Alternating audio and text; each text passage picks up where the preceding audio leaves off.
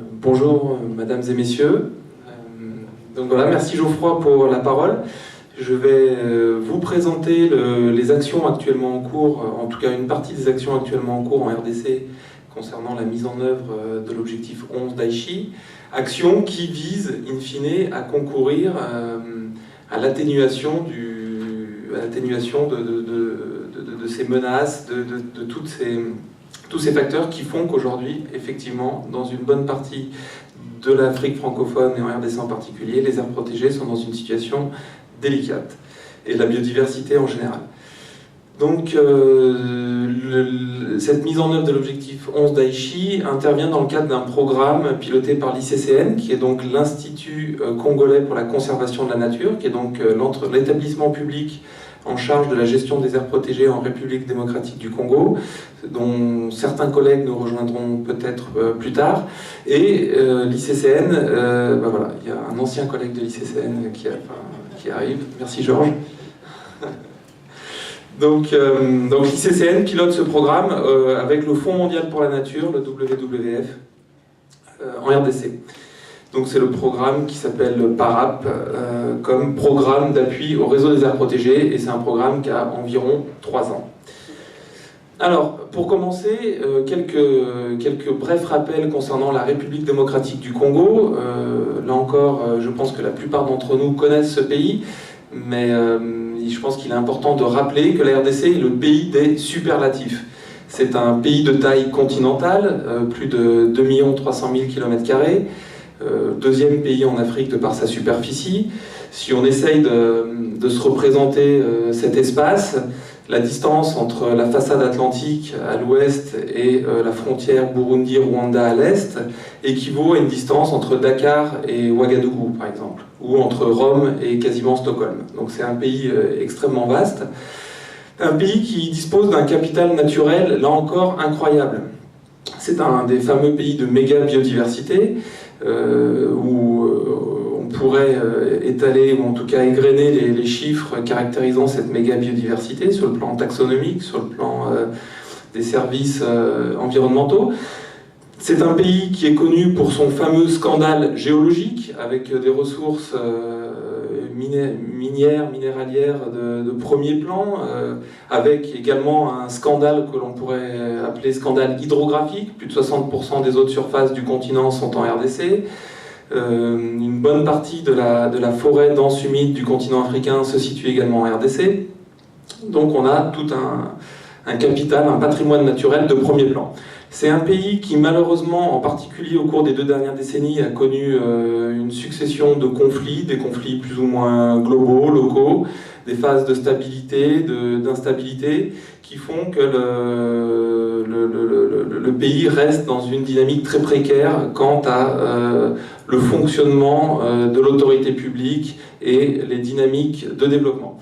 C'est également un pays, en tout cas on l'espère, qui est sur le chemin, ou qui s'engage sur le chemin de l'émergence, avec donc ce capital naturel à valoriser, avec ses potentialités, son dynamisme démographique. La population de la RDC double tous les 25 ans. Il est attendu qu'à l'horizon 2050, la RDC soit l'un des 10 pays les plus peuplés au monde. Donc il y a un certain nombre de facteurs, un certain nombre de leviers qui pourraient permettre à la RDC de s'engager sur une véritable émergence. Et la conviction d'un certain nombre d'acteurs, c'est que le capital naturel a un rôle à jouer sur cette voie. Si l'on s'intéresse maintenant aux aires protégées en RDC, c'est avant tout une longue histoire de conservation de la nature. Depuis l'époque coloniale, la faune et les aires protégées ont constitué une pierre angulaire des politiques publiques dans l'espace du Congo belge, du Zaïre puis de la RDC. Pour mémoire, on se souviendra que le parc des Virunga a été créé en 1925. Il s'agit d'un des premiers parcs d'Afrique. Nous avons ici une photo d'un éléphant au parc national de la Garamba, qui lui a été créé au cours des années 30. Donc c'est bien avant les premiers parcs, en tout cas certains premiers parcs nationaux en Europe. Il y a eu ensuite, en arrière-plan à cette tradition, un engagement politique réitéré, et en particulier concernant les aires protégées. On mentionnera à titre de rappel un discours du président Mobutu en 1975 ou 1975. Mais c'est voilà, la francophonie, 1975. Donc, qui devant c'était un discours qui a été fait lors d'un congrès de l'UICN, un des premiers, où le président Mobutu s'est engagé pour 15% de couverture du territoire national en aire protégée. Cet engagement a été repris en 2002, donc sous un nouveau régime, au travers d'une loi qu'on appelle le Code forestier, où là encore il a été fait état d'un 15% d'aire protégée.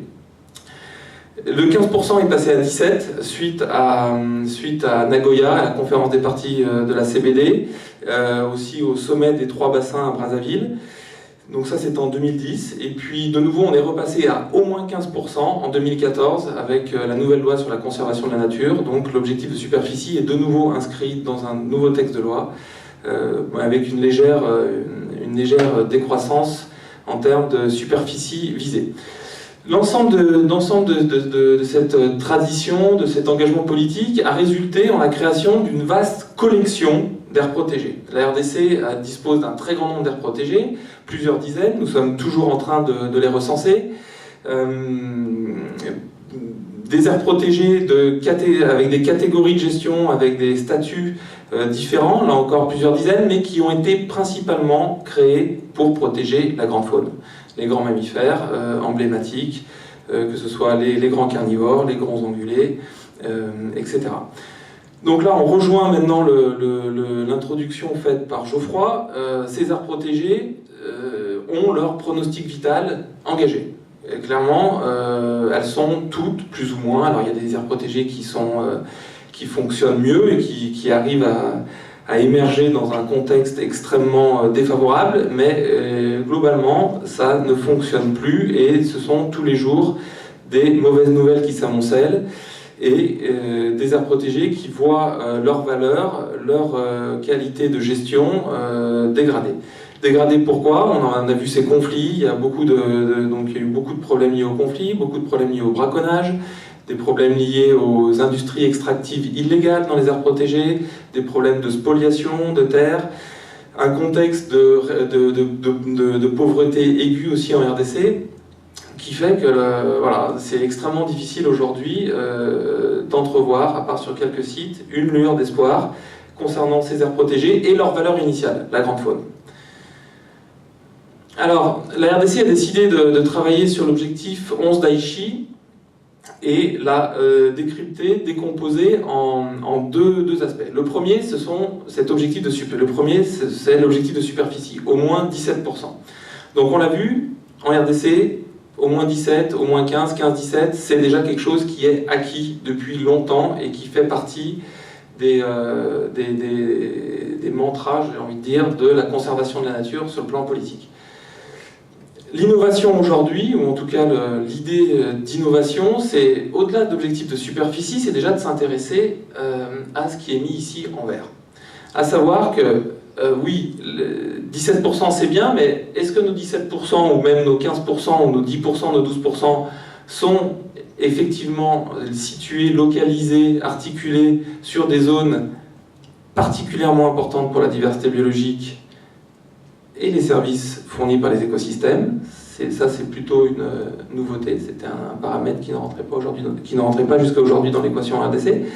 Et est-ce que ces zones de forte valeur pour la biodiversité, est-ce qu'elles sont portées, est-ce qu'elles sont structurées selon un système, des mécanismes qui permettent de garantir le maintien de leur valeur et de leur intégrité? C'est vraiment ça le souci aujourd'hui, au-delà des 17%, c'est de savoir est-ce qu'on protège ce qu'il faut au bon endroit, et surtout, avons-nous les bons mécanismes pour le faire? Alors, pour attaquer cette question, il y a donc un plan. Alors, vous allez me dire, c'est un nouveau plan. Je pense qu'on aura l'occasion d'en discuter pendant les débats. Effectivement, on a tendance à empiler les stratégies, les plans, etc. Mais c'est un plan qui se veut innovant, puisqu'il doit permettre, au travers d'une approche phasée, articulée, collaborative, d'informer les politiques publiques en matière d'aires protégées, et en particulier sous l'objectif de superficie. Ce plan stratégique ne saurait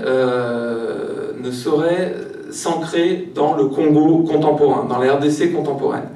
Donc il y a un certain nombre de principes qui guident ce travail et qui doivent permettre, en tout cas on l'espère, de disposer d'un produit le plus pertinent possible et le plus concret. Ces principes sont, tout d'abord, voilà, la RDC, on l'a vu, un pays au potentiel très fort, a une histoire tourmentée ces dernières décennies, mais également avec un vrai potentiel, un potentiel humain, un potentiel naturel. C'est donc de comprendre tous ces enjeux, tout en restant concentré sur l'objectif. Ce que l'on veut dire par là, c'est effectivement, aujourd'hui, penser à étendre le réseau des aires protégées en RDC. Cela paraît, en étant volontairement provocateur, ça paraît de vouloir se tirer une balle dans le pied, puisqu'on n'arrive déjà pas à gérer ce que l'on a. Alors pourquoi étendre ? Pourquoi étendre encore au risque de compromettre le peu qui fonctionne ? Donc c'est ça, c'est des priorités, des consolidations, une prise en compte de tous les facteurs, mais en gardant quand même à l'esprit qu'on doit avancer sur la superficie et sur ce qui va avec, le bon endroit et le système qui le porte. L'ensemble doit venir aussi dans une dynamique de gestion, c'est-à-dire avoir un plan qui n'aurait vocation qu'à ne garnir qu'une étagère ou à rester comme un prospectus que l'on montre tous les 10 ans au World Park Congress ou dans des conférences des partis n'a aucun intérêt. L'idée est d'avoir un plan qui permette et qui suscite des actions de gestion pertinentes au regard des objectifs. C'est un plan aussi qui vise à capitaliser sur l'ensemble des efforts en cours. La RDC est grand, on a vu beaucoup d'aires protégées, beaucoup de partenaires, des partenaires nationaux, des partenaires internationaux, des ONG, des centres de recherche, les WCS, les ZSL, les AWF pour mentionner que les ONG, mais également l'ICCN, le ministère de l'Environnement, l'INERA, un certain nombre d'établissements publics qui travaillent sur ces questions, des universités, etc. etc. C'est de travailler avec ces gens-là et de capitaliser sur tous les efforts qui sont actuellement en cours. L'idée de ce plan aussi, c'est de se baser sur les meilleures informations disponibles, sur les informations les plus à jour, les plus fiables, les plus pertinentes, et de mobiliser les meilleures pratiques, en particulier celles de l'UICN, puisque l'UICN nous donne accès à ce qui a marché, ce qui a moins bien marché, en tout cas nous permet de mieux comprendre quels sont les outils, les pratiques qui ont fonctionné dans le monde, et donc c'est de capitaliser sur tout ça. Enfin, ce plan stratégique doit participer à la consolidation d'une culture système. C'est pour exprimer ici qu'il est temps aujourd'hui en RDC de penser aux aires protégées non pas sur une base individuelle et sur une base isolée dans leur contexte, mais de penser à un réseau d'aires protégées qui lui-même s'insère dans un contexte humain, social, économique, politique, avec lequel il faut non seulement composer, mais avec lequel il faut travailler.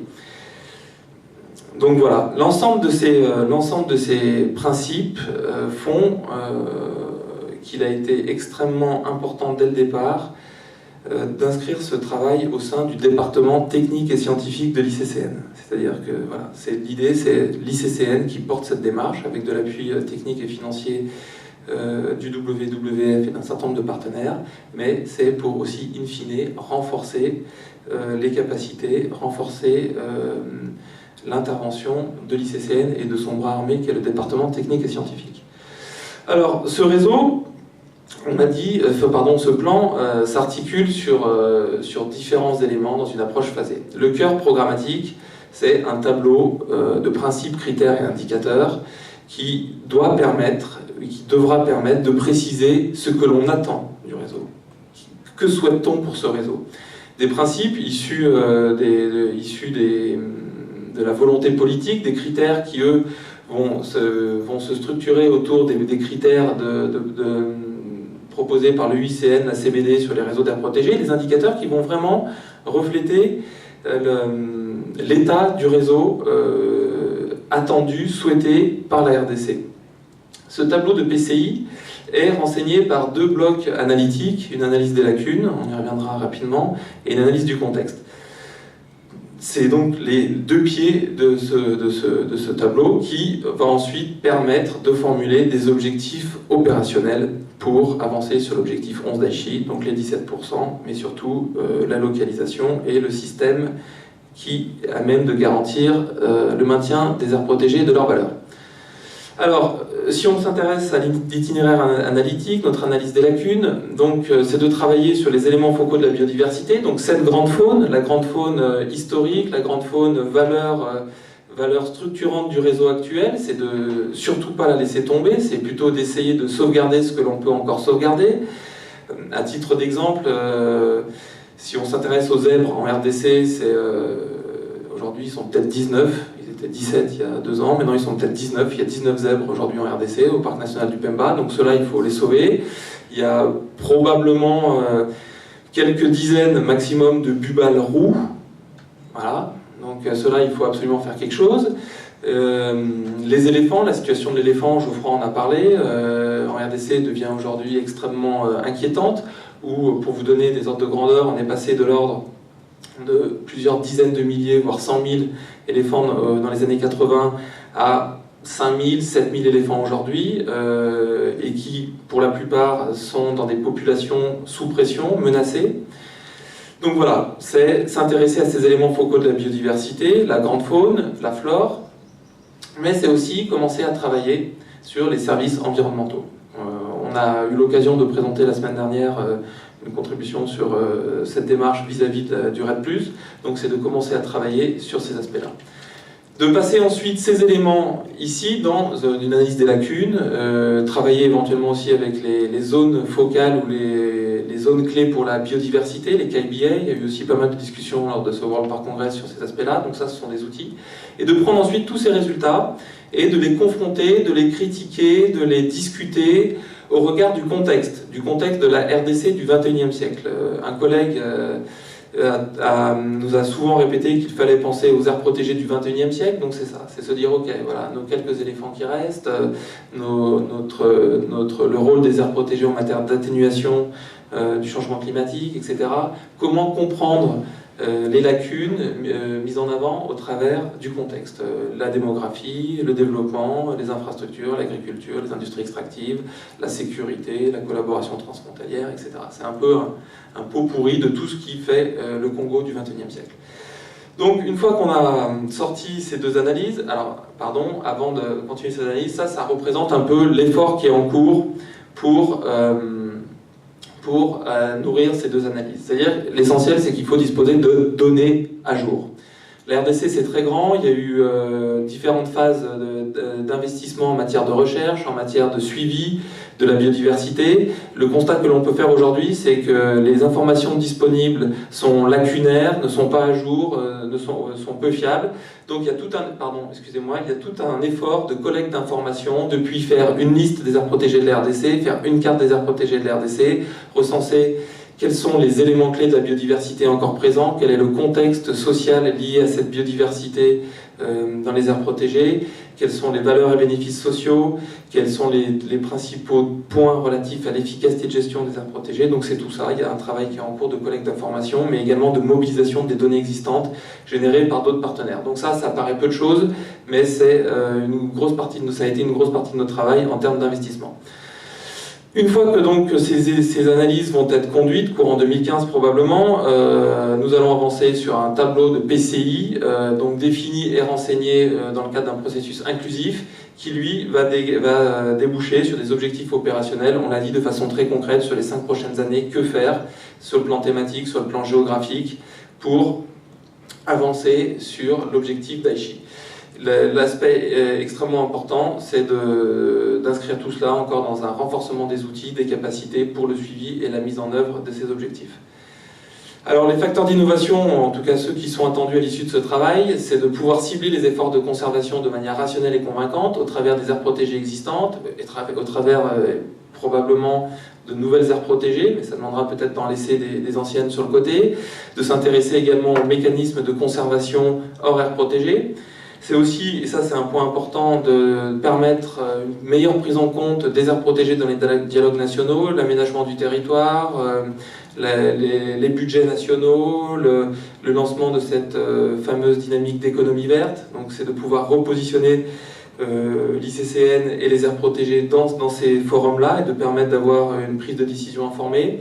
C'est aussi de contribuer à renforcer la gouvernance. On l'a vu, la gouvernance est l'un des points clés liés au renforcement de la qualité de gestion dans les aires protégées aujourd'hui, en Afrique en particulier. Donc étendre ces modes de gouvernance, il y a beaucoup d'initiatives en la matière, mais c'est de travailler sur ça, l'efficacité de gestion. Et enfin, c'est aussi de permettre, avec ce plan stratégique, de mettre en place, ou en tout cas de renforcer l'établissement de mécanismes de financement durable. Voilà, merci.